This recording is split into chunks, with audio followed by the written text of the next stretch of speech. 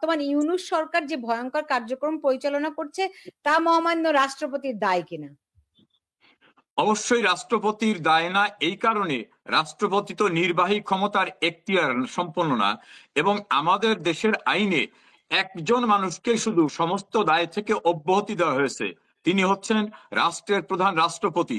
তার দায়িত্ব পালনকালীন সময় তাকে ইম্পিউনিটি দেওয়া হয়েছে, এখানে তার কোনো দায় নাই। এই কারণে মহামান্য রাষ্ট্রপতি কিন্তু তাকে নিয়োগের সময় একবারও বলে নাই, শপথের যদি অনুষ্ঠানটা ইউটিউবে থাকে এনে দেখেন, তিনি কিন্তু একবারও বলেন নাই যে আপনাকে অন্তর্বর্তীকালীন সরকারের প্রধান উপদেষ্টা হিসাবে আমি নিয়োগ দিলাম।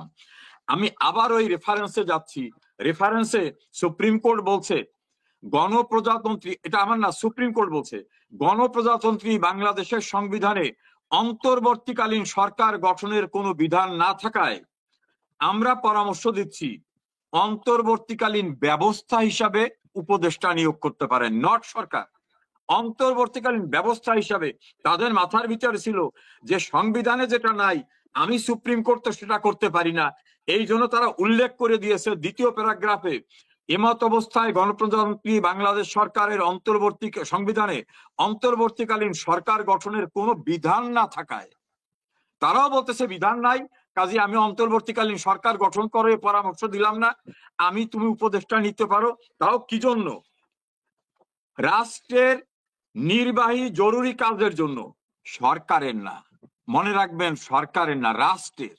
রাষ্ট্রে যদি কোনো সরকারও না থাকে তখনও কিন্তু রাষ্ট্র চলবে, কারণ রাষ্ট্রের মুকুট যিনি, তিনি কিন্তু রাষ্ট্রপতি, রাষ্ট্রপতির নামেই চলবে, রাষ্ট্রপতির নামেই ব্যুরোক্র্যাটরা কাজ করবে, অন্যরা কাজ করবে। সরকার না থাকলেও, যেমন 4 দিন সরকার ছিল না, চলছে না, সেই 4 দিন তো শূন্যতা ছিল না, রাষ্ট্রপতি ছিল।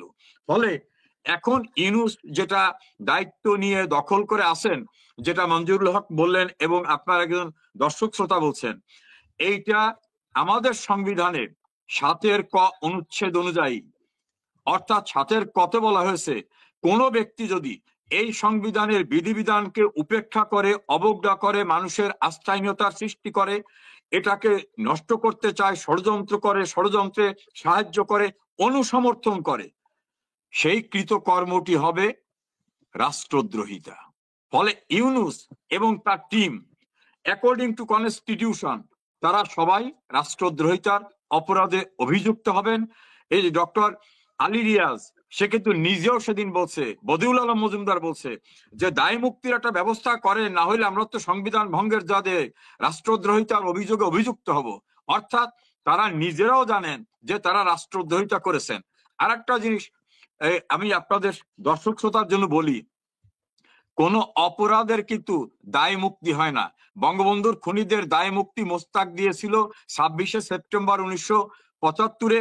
জিয়াউর রহমান ক্ষমতা এসে 1979 সালের 9 এপ্রিল পার্লামেন্টে আইন পাশ করে সংবিধানের 5ম সংশোধনী নাম দিয়ে দায় মুক্তি দিয়েছিল।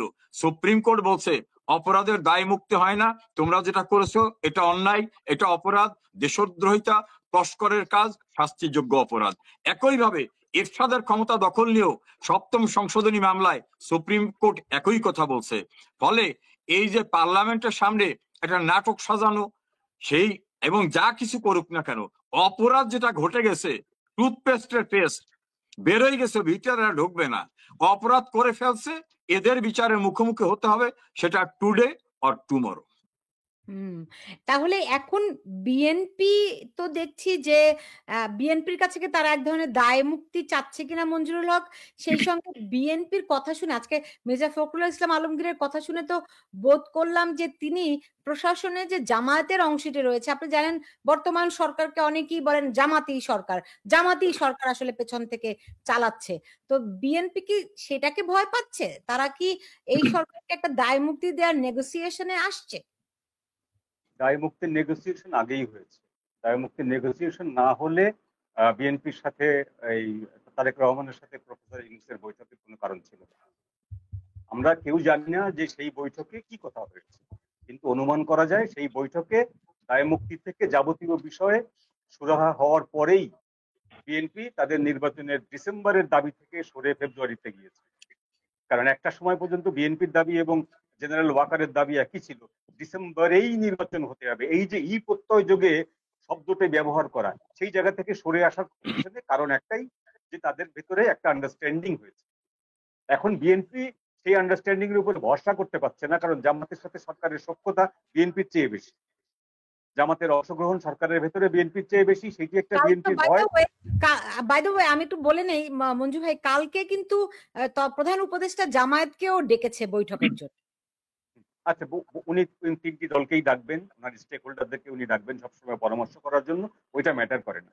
বিষয়টা যেটা ম্যাটার করে যে বিএনপি তো যুগপথ শুধু জামাতকে ভয় পাচ্ছে না, বিএনপি আওয়ামী লীগের যে মিছিলের সংখ্যা বাড়ছে, বা বিভিন্ন জায়গা থেকে পশ্চিমা দেশগুলো থেকে মানবাধিকার সংগঠনগুলো থেকে বলা হচ্ছে আওয়ামী লীগকে বাদ দিয়ে নির্বাচন করলে সেই নির্বাচনটি ইনক্লুসিভ হবে না, এবং ইনক্লুসিভ নির্বাচন না হলে, ফেয়ার অ্যান্ড ফ্রি ইলেকশন না হলে আমরা সেটাকে সমর্থন দিতে পারি না। তো সেই যে একটা ভয় আছে তাদের বিএনপির, যে কোনো না কোনো একটা ফর্মে আওয়ামী লীগকে ফিরিয়ে আনতে হতে পারে, পশ্চিমাদের চাপে হোক, মানবাধিকার সংগঠনগুলোর চাপে হোক, বা যে কোনো চাপে হোক। যদি ফিরে আসে তাহলে এই আওয়ামী লীগের প্রশাসন ডেফিনেটলি আওয়ামী লীগের পক্ষে হয়ে কাজ করবে, এরকম একটা ভীতি বিএনপির ভেতরে কাজ করছে। প্লাস জামাতি যারা ইনক্লুড হয়েছে এই গত 15 মাসে, তারাও বিএনপির বিরুদ্ধে কাজ করবে, এই ভীতিটাও বিএনপির আছে। এই দুই ধরনের ভীতি থেকে বিএনপি প্রফেসর ইউনূসের সঙ্গে আজকে এই কথাগুলো বলেছে। মানে যেটা বুঝলাম আপনার কথাই, আসলে বিএনপির ভীতিটা ডাবল আপ হয়েছে। আমাকে শেষ করতে হবে, এই যে কালকে 25 জন সেনা কর্মকর্তা সহ যে আসামিদেরকে কালকে ট্রাইব্যুনালে হাজির করা হবে, যদি করা না হয়, আপনারা বলছেন যে করা হবে না, মঞ্জু ভাই তাই বলছেন, যদি করা না হয় তাহলে সংবাদপত্রে বিজ্ঞপ্তি দেয়া হবে, এটা এরকম বলেছে প্রসিকিউশন টিম থেকে। এই এখতিয়ার কি আছে? কালকে কি হতে পারে রেজাউল করিম?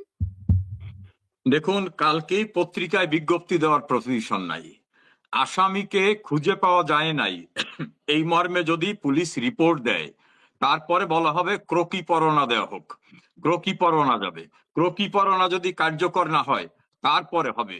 আমার বিশ্বাস এবং ধারণা মতে উভয় সংকটে আছে এই ট্রাইব্যুনাল, সরকার, উত্তরপাড়া। কারণ উত্তরপাড়াকে অর্থাৎ ক্যান্টনমেন্টকে মেরুদণ্ডহীন করে আমাদের দেশপ্রেমিক সেনাবাহিনীকে সুকৌশলে দুর্বল করার একটি মেটিকুলাস ডিজাইনে কাজ চলছে। না হলে এভাবে হতে পারে না। যারা ক্ষমতা দখল করেছেন, ধরেন এই ট্রাইব্যুনালের তো এখতিয়ার নাই, কারণ না এই ট্রাইব্যুনালের নিউ ফরমেশন হয়েছে রাষ্ট্রপতির অর্ডিন্যান্সের মাধ্যমে। তো সেই অর্ডিন্যান্সটা হলে পার্লামেন্টে পাশ হলে সেটা হবে আইন। এখন পর্যন্ত পার্লামেন্টে নাই, আইন পাশ হলো না, বলে তুমি চাবাচ্ছ কি? কর্তা দিবার চাইছে, তা আইনি পরিণতি হলো না, ওনারা বিচার করে ফেলতেছেন। আমার ধারণা মুক্তিযুদ্ধের পক্ষের সেনা কর্মকর্তাদের এবং দেশপ্রেমিক সেনাবাহিনীকে ধ্বংস করার একটা মেটিকুলাস ডিজাইনের অংশ এটা। আমাদের বোধহয় অপেক্ষা করতে হবে, কারণ অনেক কিছু কিন্তু বাংলাদেশে আগাম অনুমান করা যায় না। বাংলাদেশে অনেক কিছু ঘটে যায় যেটা আগাম অনুমান করা যায় না, যে আমরা দেখি কি অবস্থাটা হয়। জি, শেষ করব। মঞ্জুরুল হক যদি শেষ মন্তব্যটি করতেন, যে কালকে আমি একটু 30 সেকেন্ড একটু সময় নিই। সেটা হলো, মির্জা ফখরুল ইসলাম আলমগীর কিন্তু ইউনূসকে তত্ত্বাবধায়ক সরকারে রূপান্তর করার কথা বলেন নাই। তিনি সুকৌশলে বলছেন তত্ত্বাবধায়কের মতো একটা ব্যবস্থায় যেতে হবে। তা তত্ত্বাবধায়কের মতো ব্যবস্থায় গেলে আর এই সুদের ব্যবসায়ীকে রাখা যাবে না। আবার দেখছেন ফখরুল ইসলাম কথা বলতে পারতেছেন না, উনি পাশের থেকে সালাউদ্দিন সাহেবের পরামর্শ নিচ্ছেন। মানে বিএনপি কুলহারা হয়ে গেছে, ইউনিভার্সিটির কোন জায়গায় দাঁড়াতে পারতেছে না। তাদের দীর্ঘদিনের যে রাখি বন্ধন, সেই জামাতের কাছে যে অবস্থা ভয়ঙ্কর, এটা বোধহয় বুঝতে পারছেন। আমি সরি মঞ্জু ভাই, বলেন। জি, কালকে কি হতে পারে? আপনি কোনটা, সেনাদেরকে হাজির করা প্রশ্ন? সব মিলিয়ে অনেকগুলি বিষয় তো, সেনাদের আদালতে হাজির করা, তত্ত্বাবধায়ক সরকারের শুনানি, এদিকে আওয়ামী লীগেরও কালকে অনেক বড় বড় কর্মসূচির কথা শুনতে পাচ্ছি। আচ্ছা, এটা আমি প্রথমে যেটা বলেছিলাম সেই কথার পেছনে সামান্য একটু কারণ যোগ করি, আধা মিনিটের মতো, 1 মিনিটের মতো। সেটি হলো যে ওয়াকার সাহেবের আত্মগ্লানিতে হোক বা যে কারণেই হোক, তিনি তো কিন্তু মধ্যপন্থী। আমরা এখন পর্যন্ত যেটা জানি, স্বীকার করি, সেটি হলো যে বাংলাদেশ সেনাবাহিনীতে যদি 3টি ভাগ থাকে, একটি ভাগ হচ্ছে মুক্তিযুদ্ধের পক্ষে অর্থাৎ আওয়ামী লীগের পক্ষে, প্রগতিশীলতার পক্ষে, আর একটি ভাগ হচ্ছে পাকিস্তানপন্থী তথা জামাতপন্থী, বিএনপি পন্থী, আর একটি গ্রুপ হচ্ছে মধ্যপন্থী। এরা উভয় গ্রুপে থাকে, এরা দুই গ্রুপকে মিনিমাইজ করে। তো আমরা যদি ওয়াকার সাহেবকে মধ্যপন্থী কাতারে ফেলে দিই, তাহলেও দেখবো যে তিনি সেখান থেকে দুটি খুব রিসেন্টলি দুটি পরিবর্তন কিন্তু তিনি ঘটিয়েছেন নিজের ভেতরে হোক বা সেনাবাহিনীর ভেতরে।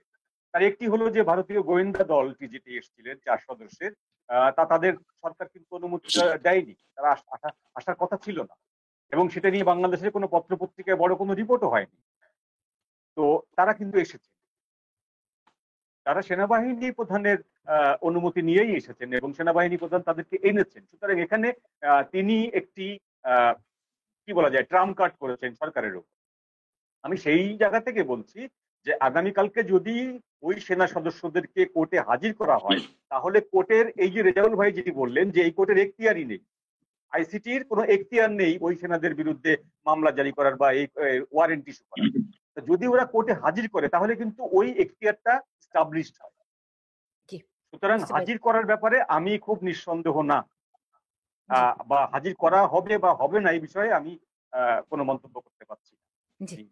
তার কয়েক ঘন্টা গেলেই তো আমরা বুঝতে পারবো কি হচ্ছে। তত্ত্বাবধায়ক আসলে তো ইউনুসের থাকার কোনো সুযোগই নাই। যদি আমরা ধরে নিতে তত্ত্বাবধায়ক একসেপ্ট করলেন সুপ্রিম কোর্ট, তাহলে যে মুহূর্তে অ্যানাউন্স হয়ে যাবে সেই মুহূর্তে ইউনুস নোবডি। আর একটা বিষয়, এখানে মঞ্জুর হক সাহেব আছেন, ওনার আমি বিভিন্ন প্রোগ্রাম দেখি। সুপ্রিম কোর্টে আমাদের মহামান্য রাষ্ট্রপতি একটা রেফারেন্স চেয়েছিলেন যে প্রধানমন্ত্রী নাই, এই মুহূর্তে আমি কি করতে পারি নির্বাহী কাজ পরিচালনার জন্য। তারা একটা রেফারেন্স পাঠিয়েছিলেন, যদিও সেটা নিয়ে অনেক আপত্তি আছে যে ওই সময় প্রধান বিচারপতি এবং জ্যেষ্ঠ বিচারপতি ক্যান্টনমেন্টে ছিলেন, তাহলে কখন কোর্ট বসলো, আদৌরা পাঠিয়েছেন কিনা। সিনিয়র অ্যাডভোকেট মহসিন রশিদ বারবার বলছেন কোথায় মিটিং করছে কাগজ দেখান, কাগজ আর দেখাচ্ছে না। তারপর আমি যুক্তির খাতিরে ধরে নিলাম একটা মিটিং হয়েছিল, তারা একটা রেফারেন্স পাঠিয়েছে।